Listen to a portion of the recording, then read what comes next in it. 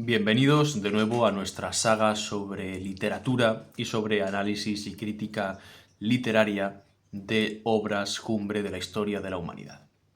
El libro que nos ocupa hoy es quizá bastante más conocido que los anteriores que hemos tratado en esta saga, o que alguno de ellos, y es nada más y nada menos que Siddhartha, de Hermann Hesse. Un libro publicado en 1922, prácticamente contemporáneo, pero quiero decir, prácticamente coincide la fecha de publicación con otro de los libros analizados, que es El Profeta, de Jalil Gibran, publicado en 1923, y que podría incluso compararse. Siddhartha, a pesar de su nombre, no relata ni se aproxima a una biografía de Buda, que como todos sabemos se llamaba Siddhartha Gautama, el Buda Gautama, sino que toma el nombre del sabio indio para poder profundizar en la mística y en la sabiduría oriental, que al fin y al cabo no deja de ser, una excusa para alcanzar la sabiduría del ser humano occidental.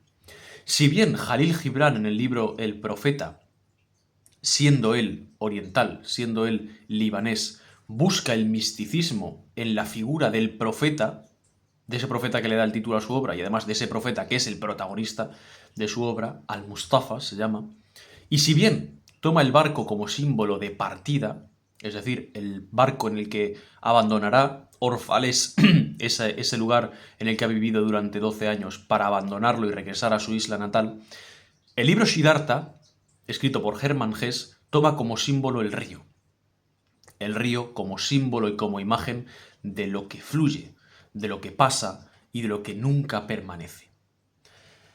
Siddhartha cuenta la historia de un joven que busca la sabiduría. Se nos dice en una de las citas del libro que se puede transmitir el conocimiento, pero que no se puede transmitir la sabiduría.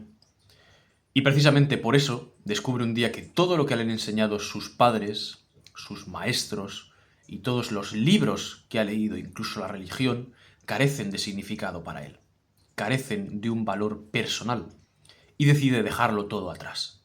Decide dejar a su familia, decide dejar sus posesiones, pues tenía un estatus y una posición socioeconómica bastante alta, nuestro protagonista. Decide, como hemos dicho, dejarlo todo atrás para emprender una vida de ascetismo extremo, de estar alejado de la sociedad, de reprimirse en todos los placeres sensoriales que uno pueda imaginar, incluso en el de la comida, en el de la nutrición.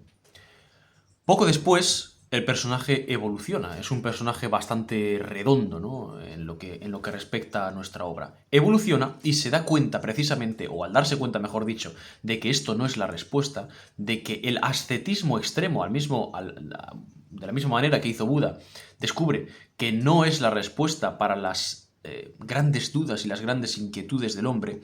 Lo que hace Siddhartha es escoger el camino absolutamente contrario. Y conoce, como hemos dicho, se encuentra con varios personajes. Todos ellos encarnación de los placeres y encarnación de aquello que pueda atraer los sentidos del hombre. Uno es una mujer y es la personificación del placer y del amor. Otro es también una mujer y es la personificación de las finanzas y de la riqueza.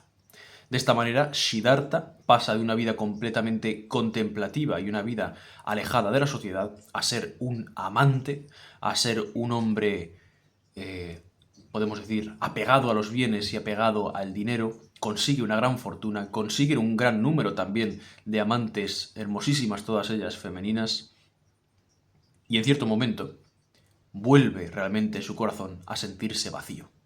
Y se da cuenta de que ni un extremo ni el otro pueden responder a sus dudas y pueden responder a sus inquietudes. Que ni el extremo del ascetismo radical, ni el extremo de vivir en el mundo completamente inmerso en todas sus tentaciones y en todas sus... ¿cómo decirlo? En todos sus placeres, ¿no?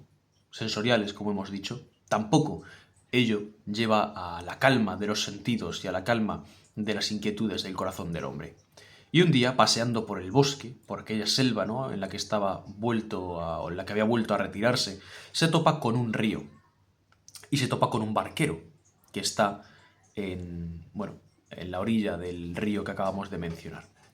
Y Siddhartha se queda mirando ese río, y ve que el río fluye, y ve que el río no permanece, y ve que el río realmente no está en ningún sitio, que uno no puede retenerlo, que uno no puede apuntar a dónde está, porque si apunta a sus aguas, esas aguas van río abajo hasta el mar, y esas aguas no volverán, no subirán cauce arriba. Por lo tanto, ¿qué es el río? ¿Qué es la vida? ¿Dónde están las inquietudes y cuáles son realmente las respuestas a las inquietudes del corazón del hombre? ¿Es que depende acaso del momento? ¿Es que depende acaso de las circunstancias? ¿O hay una respuesta igual para todas las personas en todos los momentos de la vida y de la historia? ¿Acaso hay una fórmula para sentirse pleno? ¿O es que somos como ese río, que en función del punto en el que lo tomemos y en función de las circunstancias en las que nos acerquemos a él, lo encontraremos de un modo diferente? Y por lo tanto, las medidas que tengamos que tomar sobre él en lo relativo a todo lo que tenga que ver con su cuerpo y con su existencia serán diferentes. Bueno, es un análisis precisamente esta obra de estos puntos. De qué es la aspiración del hombre, de qué es realmente la respuesta verdadera a todo ese desencanto. No olvidemos que Hermann Hesse, autor alemán, vive la Primera Guerra Mundial y vive el desencanto absoluto de todas las ideas que la han promocionado. Unas ideas, por otra parte, que promocionarán años después la Segunda Guerra Mundial. Vive el desencanto del nacionalismo exaltado europeo, vive el desencanto de todas esas ideologías, incluso ve cómo caen los imperios y ve cómo se deshacen los mapas que habían significado todo para él hasta ese momento, ¿no? Que habían compuesto su mundo. Precisamente esta crisis, que también afecta profundamente a Jalil Gibran en uno de los libros, como digo, que ya hemos analizado, deja una huella imposible de borrar en la literatura de Hermann Hesse. Y toda esta búsqueda de las respuestas a las inquietudes del corazón del hombre, precisamente son un reflejo de esa búsqueda interna que tiene Hermann Hesse, ¿no? Tan unido también con el movimiento o la disciplina del psicoanálisis. No olvidemos que él fue paciente de uno de los discípulos de Jung. Ese mundo apasionante, ¿no? Y tan convulso y tan difícil de principios del siglo XX. Un siglo que, por cierto, dicen los historiadores que ha sido el más sangriento de la historia de la humanidad, solamente salvando el siglo XIII. Bien, a continuación procederé a leer algunos de los fragmentos de este libro, Siddhartha, de Hermann Hesse, y ustedes juzgarán, como hemos dicho, la profundidad, ¿no?, de las ideas y del camino que marca esta obra.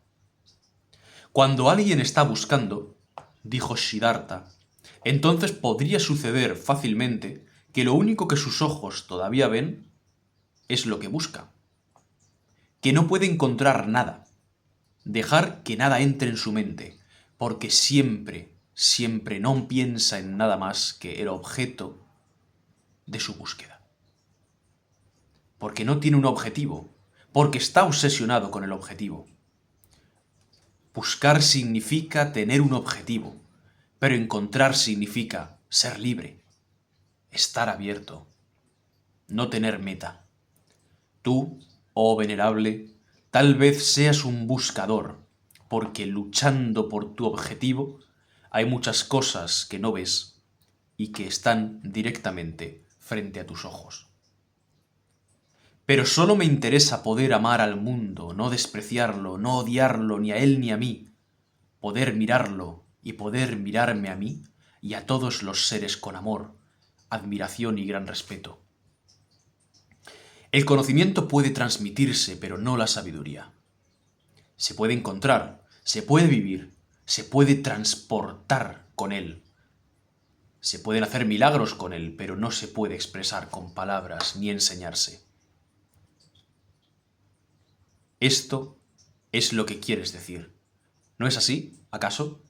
Que el río está en todas partes a la vez, en la fuente y en la desembocadura, en la cascada y en el ferry, en los rápidos y en el mar, en las montañas, en todas partes a la vez, y que sólo existe el tiempo presente para todas ellas. ¿No quieres decir eso, acaso? ¿No es acaso la sombra del pasado? ¿Acaso no es un río la sombra del futuro?